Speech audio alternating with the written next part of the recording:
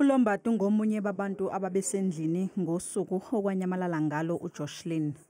Waboshwa kanye nabasolwa kuleli cala kodwa wakhululwa emva kokuvuma ukuthi uzoba ngufakazi wombuso. Namhlanje utshele inkantolo ukuthi umama kaJocelyn wamtshela ukuthi lengane uyidayisele isangoma.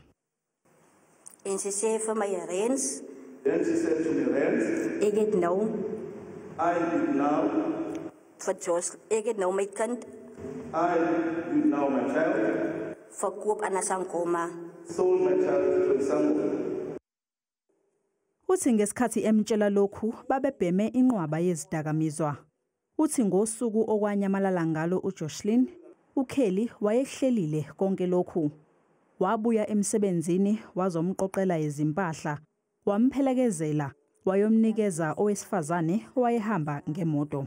En verder aan voor Kelly weer toe gaan, First of all, before Kelly left for work, noem Kelly aan Buddha. Kelly mentioned to Buddha, Buddha, 2 o'clock, Buddha at 2 o'clock, moet jy vir Jocelyn regel, then you must get Jocelyn ready.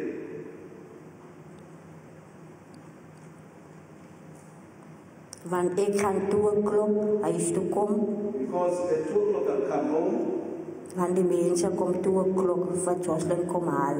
because the people come at 2 o'clock to fetch Jocelyn. Uthi emva kwalokhu wabatshela ukuthi bengasho ukuthi uJocelyn unyamalele, uyena ozobikela amaphoyisa. Uthi wayejabule kabi ngemali ayezoyithola, kanti babevumelene nesoka lakhe elingumsolwa kuleli cala. Icala lizoqhubeka ngomsombuluko nofakazi omusha.